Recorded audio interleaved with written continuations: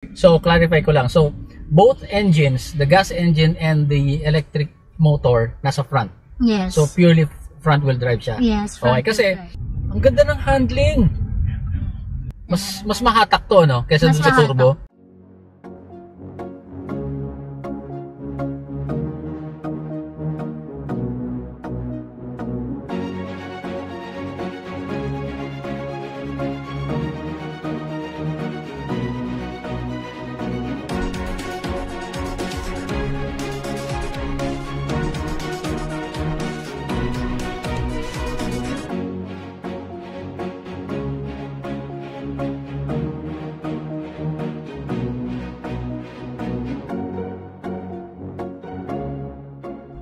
Hey guys, so welcome back to Team D TV, and now we are inside. We are driving the new 2024 Honda CR-V eHEV.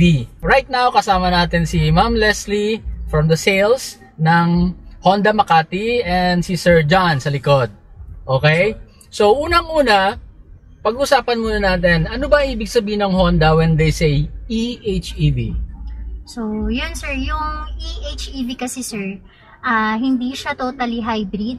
Unlike kasi sa iba sir, hybrid talaga siya. So, this one po is nag-generate yung gasoline and at the same time po yung hybrid niya. So, lalabas yung pagka-hybrid po niya kapag traffic. So, yun po yung nagiging natin sir, gasoline saver natin kung tawagin. Makikita po natin, mamomonitor sa system natin kung naka-hybrid tayo for the meantime, dun sa system sir, yung sa infotainment sa likod, may makikita po kayong blue. Dito, pwede ba natin iset dito? Makikita ba natin? Sir, sa ngayon kasi hindi, kumbaga kusa siyang lalabas sir. Kusa siyang lalabas. Sa system. Pero kapag naka-gasoline sir, nasa front siya. Okay. Yun yung niya sir. So, clarify ko lang. So, both engines, the gas engine and the electric motor, nasa front. Yes. So, purely front wheel drive siya. Yes, okay, kasi nakapag-drive test na rin ako ng 2024 CR-V, pero yung all-wheel drive nila na gas. Yes, so, sir. ito yung inaabang-abangan ko rin na ma-test drive para ma-compare ko. Yes, sir. So, ayun. So, front wheel drive talaga siya. So, guys, it's the same beautiful interior, all black. Kung naalala nyo, ito yung napansin ko na parang nakatago yung aircon vent dito. Sabi ko kahawig. Well, not kahawig, but kind of similar design nung Tesla na test drive ko din. So, ito, hybrid. This one works like parang sa Toyota din, na nagko-combine yung nag-i-interchange yung gas engine tsaka yung electric motor. Unlike dun sa nireview natin na Nissan Kicks. Yung Nissan naman, purely electric motor lang talaga ang nagpapatakbo nung sasakyan, pero may gas engine pa rin siya that works like a generator to charge the battery. So totally different system. Okay? Iba ang pagkaka-design. So this one nag-i-interchange yung power source, yung nagsusupply ng power to the wheels, nag-i-interchange yung gas engine tsaka yung electric motor. O, di ba naintindihan ko? Yes, nag-agree sa akin si Ma'am Leslie. Tama po. Yan.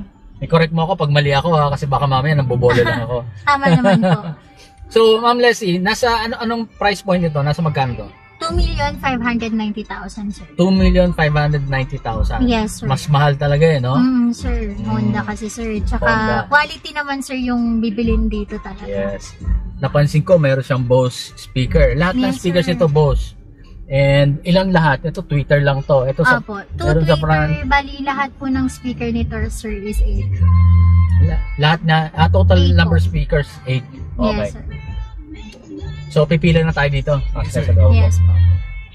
So kanina habang nagkukwentuhan tayo tungkol sa eHEV, guys, initial impression ko going around this, ito kasing square na to, itong concert ground na to, medyo familiar na ako kasi ilan na ang tinest drive natin. So medyo familiar na ako dyan sa mga uneven surface niya. Tapos nako-compare ko yung iba-ibang suspension management na from the different cars that I have driven. So mako-compare mo talaga. So ito, initial impression, mababa din ang NVH niya. So wala masyadong vibration, smooth, comfortable yung suspension, and maganang manibela. Ayan Yan, ang lambot. Pero hindi kasing lambot nung isa, di ba? Yung sa GACM Coupe. Ayan, oh. Yun, nakukuha ko ng isang daliri yon. Ito hindi. Medyo matigas. Pero, no big deal. Malambot kung sa malambot, komportable pa rin naman. Okay? Leslie, sir, ano dyan, anong ibig sabihin pag, kasi dito napansin ko, typical selection mo sa isang automatic transmission is PRND. Tapos yung minsan may low, kung minsan may 1, 2. Ito, B. Ano ibig sabihin pag B? Sir, sabihin naman natin siya yung ano natin, low gear, sir. Siya yung pag sobrang tuloy natin, tapos gusto nyo mag-minor na, nag-brake, tapos para bumagal siya, kailangan mo siya. Para siya nag-engine brakes. Doon sa nakasakay, sumakay dito, ginagawa niya pag magliliko kami. Para mag-low gear siya.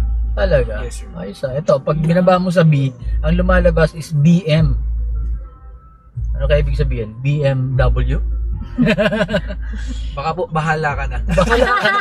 Pwede.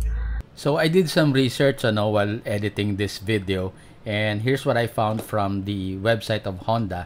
They call this as the B range. Shifting into B range increases the deceleration effect of lifting up on the accelerator, reducing the need to apply the brakes. So yun pala yung feature na yun. What's the benefit? This feature enhances confidence and convenience when driving downhill or in stop and go traffic.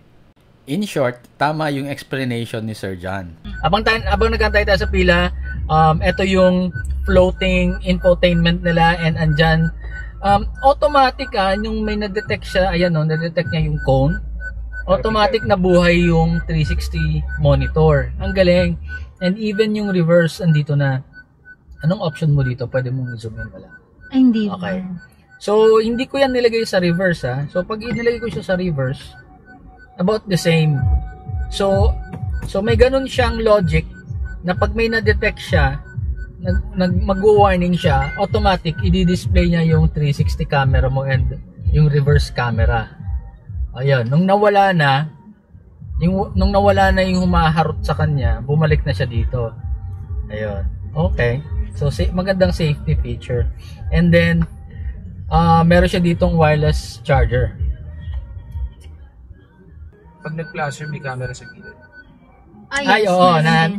So same nung pinakita ko sa all-wheel drive na ano ka ba yun? VX po. VX. Turbo.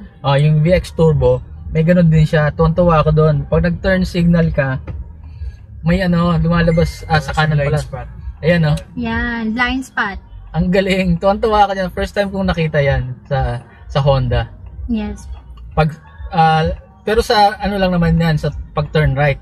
Kasi nga naman sa left, kitang-kita mo. Common sense, kita na talaga siya, sir. Sa kanan lang siya. Kaya pag tinignan mo yung side mirror nito, dalawa ang camera niyan. Tama. Isa for the 360 and one for this. Ayan. Okay, what else? So yeah, meron siyang tatlong drive modes. Eco mode. Andito yung button niya for the drive modes. So, eco, and then normal, and then meron ding sport. Mamaya, pagpasok natin dyan sa track, mag-sport tayo, mag-racing tayo. Joke lang, baka matakot si Ma'am Leslie. Hindi, okay yun, sir. Okay, so sa ngayon, eco muna tayo. And then, ano pang meron dito? Meron siyang hill descent control, meron siyang electronic parking brake, and then meron din siyang automatic brake hold. Okay, and then dito, the same nung VX, may 12 volt power supply ka dito, maximum of, mas malaki-laki Okay. Yes, sir. Typically, yung mga nakikita natin, 150 watts. Ito, 180. Okay, and then meron kang dalawang USB charging ports. Meron din dito, sir, sa likod. Meron din dyan sa likod. Ayan. Type-C naman siya, sir. Nice. Ayan, so meron tayong sunroof. Okay? As in, the glass can be open. Hindi yung shade lang. Kasi yung iba nating na-review, yung shade lang, di ba? Tapos glass lang siya dyan, di na-open. So, Ma'am Leslie, kumusta naman ang benta nitong HEV? Sa ngayon, sir, sobrang lakas talaga nito. Even willing mag-antay yung mga client sa dating. So, mga nagpapareserve sila, sir. Kasi yung dating ng stock nito, sir, is very limited lang. So, kung sino yung mga nauna sa reservation, sila po muna yung dinidistributan. Pero meron na ring mga available na supply. Incoming, sir, meron po tayo. So ito, demo unit lang talaga for Yes, viewing. sir. So wala pa yung mismong for production na para na available for the buyers. Meron na, sir, na-distributan. Pero 100 okay. pa lang sa buong Pilipinas. 100 units pa lang. Yes, And naubos 100 agad units. at mahaba Yes, pila. sir. Okay, so if you guys are interested, reach out to Ma'am Leslie. Yes. Ipa-flash ko din naman dyan yung number niya so that you can reach out to her kung meron pa kayong questions or kung gusto na niyo magpa-reserve, why not? Kontakin niyo na siya. Okay? Yes po. Okay, so mag-start na tayo dito sa track tapos nilagay ko siya sa sport mode. Okay? Ready ka na dyan? Oh, konting slalom. Nice. Ganda ng handling. Halos walang body roll. Okay, subukan natin itong hams. Mga 20 kph. Uy, mas smooth to. Mas smooth to. Ha? Park tayo dyan sa may kung Park? yan. Para sa reverse. Paano park? Sige, okay na to sir. Tapos reverse ka para Reverse makita ka mo na. naman si reverse. Tapos, Balik tayo. dito. Yes po. And then, Then, dito tayo sir. Git kanan tayo dito.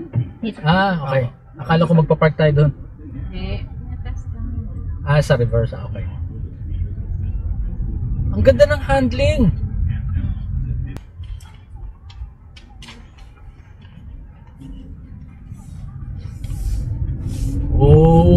Oh! Kahit yung turbo or all-wheel drive, nag-enjoy ako. Diyan kami umikot sa lumabas kami talaga sa may Manila Makapagal. Bay, sir. Oo.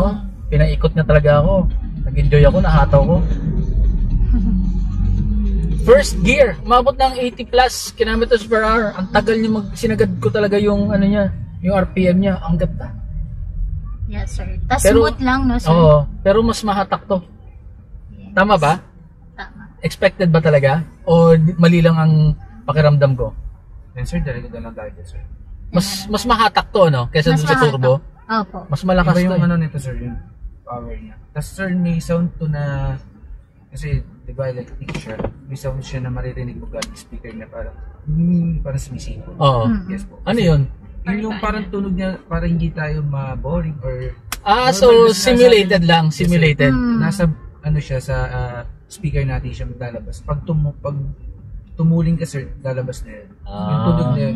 Para feel na Yes feel po, parang mo. feel na feel mo yung pagdadrive. Pero- Kasi this is hybrid nga siya sir. Parang sinasanay na unti-unti ni Honda na kasi darating yung araw magiging hybrid dati. Oo. Yes. Electric. Tahimik na lahat. Oo. Kaya binibigyan nila ng sounds para magkaroon ng Kasi ano, din, si client. Naalala ko nung unang nilalabas pa lang kasi yung EV, may mga nagsasabing namimiss pa rin daw nila yung tunog ng gas engine. So siguro para ma-accommodate yung Yes, ganon, nilagyan nila. So parang artificial lang, sinisimulate based sa speed mo yung tunog. Yes, sir. Galing. Hindi ba sir? Hindi ba sir? Okay. Thank you so much Well, po. thank you so much. Thank you. No, sir. thank you Sir John and Ma'am Leslie. Yes, sir. Thank you rin Thank you po. din po sir. Okay, thank you. So guys, thank you so much for joining us. Thank you for watching. Drive safe. Bye. If you like this video, please do not forget to subscribe. We are also on Facebook. Please like to follow our page.